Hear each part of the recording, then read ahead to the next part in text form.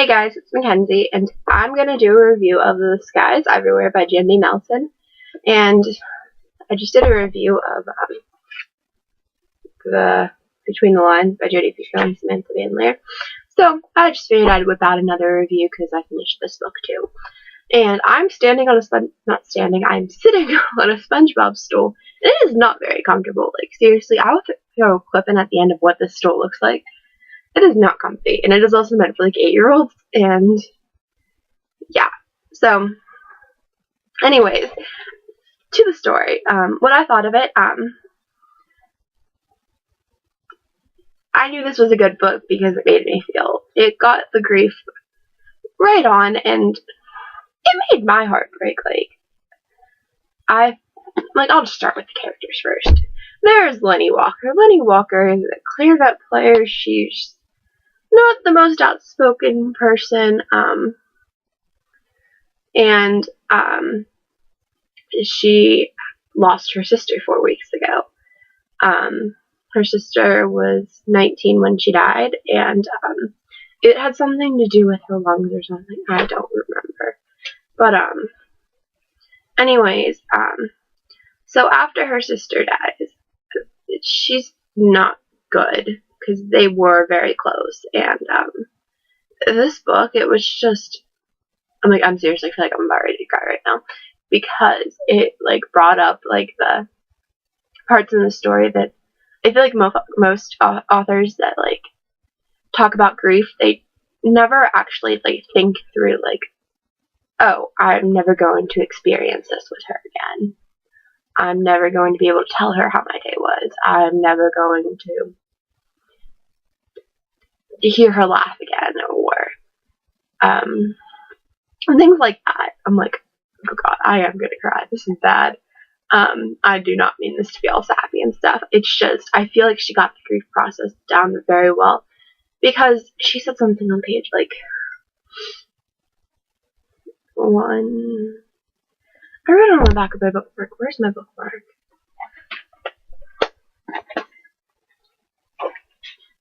Um, 257.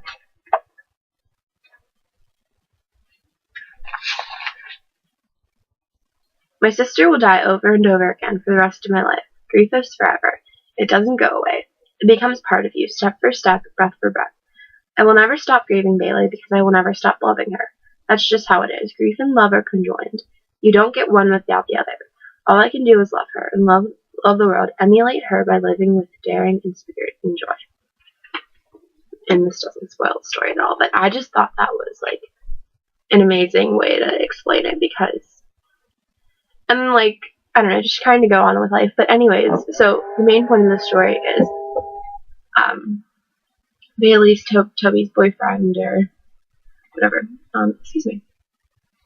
Toby's was Bailey's boyfriend, so Toby's grieving too, along with the family. And their mom is what they call the wandering gene or something. Something, I don't know. But it basically means she can't stay in one place for long. So that explains why they left why she left when Lenny was 1. And she's also named after John Lennon, just saying, that sounds pretty cool. So Toby and her tend to grieve together in this book, and they realize that's probably not the best way to do it, because they feel like it is kind of cheating on Bailey. And it makes her feel better at the beginning, it does. And then it just doesn't anymore. And then, anyways, so what I was saying was, I think it just it comes down to how she feels about them.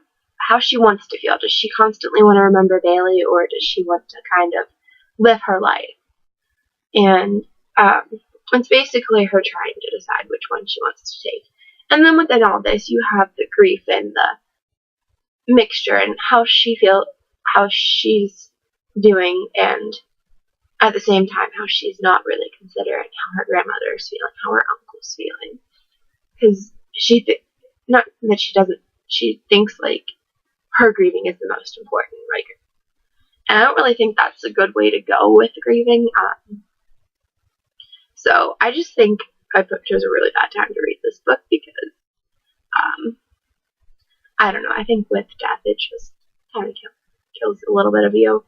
And though I do think that quote would help with a lot of people, and I'm like, so I have a hard time giving this book a bad rating because of the elements of it that did help, that did show the truth, and it was raw and it was real.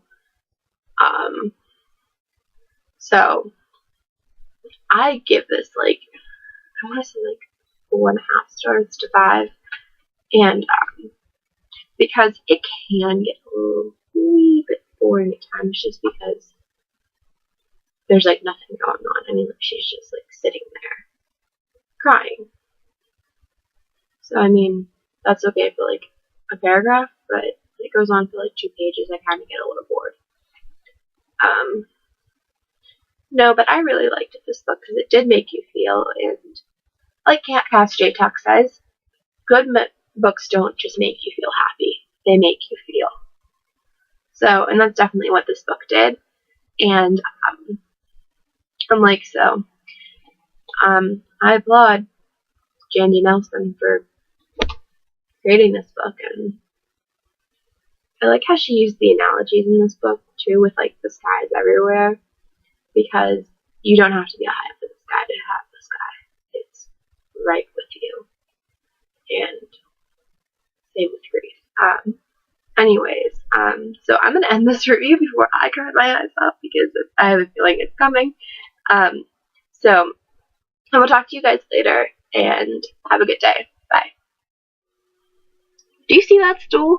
That's what I'm talking about. This is not comfy crap. I mean, I like the saying on it. Watch out, sponge below. Anyways, so I said I'd show this, so that's what this is. Okay, bye.